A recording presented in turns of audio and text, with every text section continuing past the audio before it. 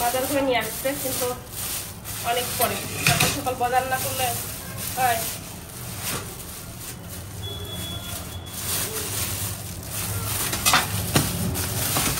কাতল মাছ বেশি বড় পিস করে ফেলছে। আর আছে হলো এটা হলো কাতল মাছ।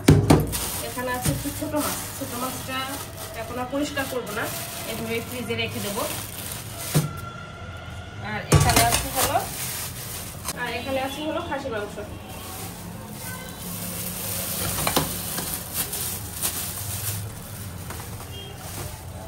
আজকেও কি ছোট পিস না করে নিয়ে আসছো?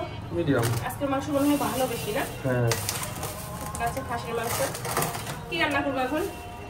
খাসি মাংস রান্না করো। হ্যাঁ, এখন ফ্রিজে রেখে মানে পরিষ্কার করে ধুয়ে ফ্রিজে রাখবো। সব কিছু কেটে নিয়ে আসলেও সব কিছু মানে গুছিয়ে পরিষ্কার করে ধুয়ে ফ্রিজে রাখতে রাখতে দেরি হয়ে গেছে। বেশি কিছু রান্নাবান্না করব না, শুধু খাসির মাংসই রান্না করব। তো মশলাটা কিন্তু খুব ভালো করে কষিয়ে নিয়েছি। আর শ্রীমর্শনার জন্য আলাদা করে আবার রান্না করে দিতে হবে, তার জন্য হলো পেঁপে দিয়ে আলাদা করে রান্না করে দেবো। অলরেডি পাশের চুলায় বসিয়ে দিয়েছি। আর আজকের মাংসটা ছিল একদমই ফ্রেশ আর খুব ভালো মাংস ছিল, রানের মাংস। তো মশলার সাহায্যে ভালো করে কষিয়ে আস্তে আস্তে করে রান্না করে নেবো। প্রেশার কুকারে দেবো না, মানে চুলায় কড়াইতেই রান্নাটা করব। যেহেতু একটা আইটেম ঝোল করেই রান্না করব, আলু টালু দেবো না, মানে হালকা ঝোল করে, এই আর কি। দুপুরে খাওয়া দাওয়া করতে করতেই বেশ দেরি হয়ে গিয়েছিল, মানে ওই 3টার মতন বেজে গিয়েছিল। একটুও দেরি করিনি, তারপর ফ্রেশ হয়ে একদম বলা যায় ঝটপট করে রেডি হয়েছি। তারপরেও এখন ওই 4টার মতন বাজে।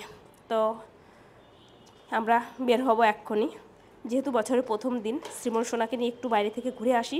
আর বেশ অনেক দিনই যাওয়া হয় না বাইরে, ওই 2 সপ্তাহের মতো। আর এই সুন্দর শাড়িটা কিন্তু শ্রীমনের পাপাই আমাকে পছন্দ করে দিয়েছিল যেদিন পহেলা বৈশাখে কেনাকাটা করতে যাই। যদিও আমার অত বেশি পছন্দ হয়েছিল না, তো পরার পর দেখলাম আসলে এই শাড়িটা অনেক সুন্দর আর আমাকে মনে হয় অনেক ভালো লাগতেছে, তাই না? শাড়িটায় শ্রীমর্শনার নতুন ড্রেস, শ্রীমনের পাপারও নতুন ড্রেস, 3জনে একদম নতুন নতুন ড্রেস পরে রেডি। এই হলো আমাদের 3জনের লুক। এক্ষুনি বের হব, এখন ওই 4:30টার মতন বেজে গেছে। তো চলুন বের হয়ে যাই, কোথায় যাই জানাবো। চলে আসছে আমরা আমাদের বাসা থেকে বেশি দূরে না, কেরানীগঞ্জের ভিতরই একটা পার্কে। মাঝে মধ্যে এই পার্কে আসা হয়। তো শ্রীমনের পাপা এখান থেকে টিকিট কেটে নিল 100 টাকা মনে হয়, মানে এক একজন টিকিট। আজকে অনেক লোকজন, এক কথায় ভাড়া দেওয়ার জায়গা নেই, এত বেশি লোকজন। কিন্তু এই পার্কটার পরিবেশ খুবই সুন্দর। এখানে পাশাপাশি 2টা পার্ক আছে, 2টা পার্কই সুন্দর, মানে বাচ্চাদের নিয়ে ঘোরার মতো সুন্দর একটা পরিবেশ। আর কি পরিমাণ যে গরম ছিল এই দিনে, মানে প্রচণ্ড পরিমাণ গরম। তো চলুন ভিতরে যাই, ভিতরে গেলেই আপনারা বুঝতে পারবেন, কারণ এর আগে আমি বেশ কয়েকবার শ্রীমর্শনাকে নিয়ে আমরা এসেছি। অনেক অনেক লোকজন। বিশেষ দিন, নতুন বছর একটু বিশেষভাবেই কাটাবো। প্রতি বছরই দেখা যায় পহেলা বৈশাখের দিনে কোথাও না কোথায় ঘুরতে যাই।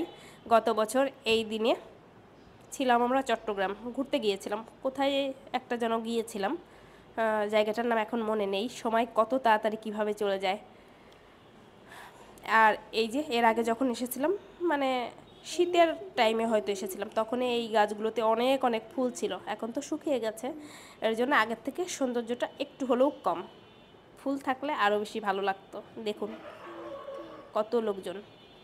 তো আমরা এখানে একটু এখন বসবো, বসে সুন্দর সুন্দর পিক তুলবো, তারপর রিলস বানাবো। বাইরে আসার জন্য শ্রীমর্শনা এখন ভীষণ মানে ব্যস্ত হয়ে যায়, একদমই সে এখন ঘরে থাকতে চায় না। বাইরে আনলে অনেক খুশি হয়। আর এসে তো খেলনাপাতি দেখলেও সব কিনতে চাইবে। আবার রাইডে চড়ার জন্য অনেক বেশি ব্যস্ত থাকে। তো একটু পরে ওকে রাইডে উঠাবো। এখন একটু বসে কয়েকটা পিক তুলে নিলাম। তো শ্রীমনের পাপাকে আজকে পাঠাচ্ছি, বললাম যে আজকে আমি ওর সাথে আর কোনো রাইডে উঠতে পারবো না, কারণ ভালো লাগে না। এই যে এর আগের বার এসে এই রাইডে উঠেছিলাম, আমার ভীষণ ভয় লাগে, এত জোরে ঘোরে, মানে বাইরে থেকে দেখে বোঝা যায় না, কিন্তু আমার অনেক ভয় লাগে। তো আজকে পাপাই উঠেছে, সবসময় আমি থাকি বুড়ির সাথে। তাদের নাকি একটুও ভয় লাগেনি, ভীষণ মজা পেয়েছে। এই পার্কটা মূলত শরীফ কোম্পানির।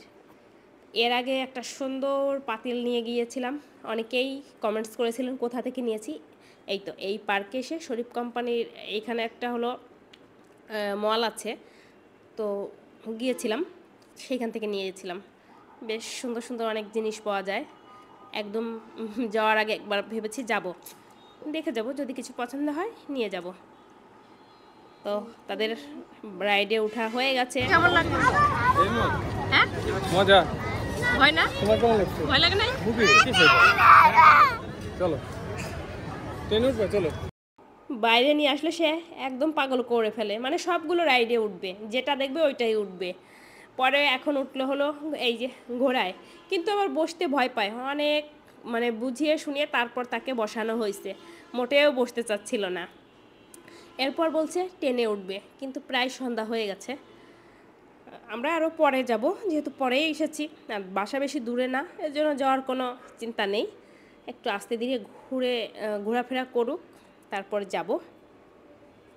খুবই সুন্দর পরিবেশ, বাচ্চাদের নিয়ে ঘোরার মতো। যারা আশেপাশে আছেন কেরানীগঞ্জে আসতে পারেন, যদি না আসেন।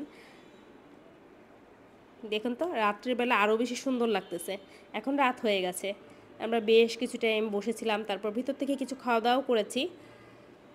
এখন ভাবছি এই তো একটু ঘুরে ফিরে আরেকটু ঘুরে তারপর বের হয়ে যাওয়া। আমার ভালো লাগতেছে না, অনেক হাঁটাহাঁটি করা হয়েছে, আবার সারাদিনে তো অনেক কাজ করেছি।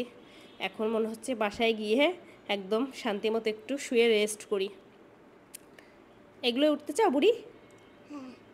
সব কিছুতে উঠবে। তো আমরা এই যে যাওয়ার পথে একটা রেস্টুরেন্টে এসেছি, এখন একটু খাওয়া দাওয়া করব। ওই স্যুপ নেওয়া হয়েছিল, তারপর চিকেন বল এগুলো নেওয়া হয়েছিল। ব্যাস খাওয়া দাওয়া কমপ্লিট করে বাসায় যাব। সবগুলো খাবারই অনেক মজার ছিল, সে তো ঝালে একদমই খেতে পারবে না।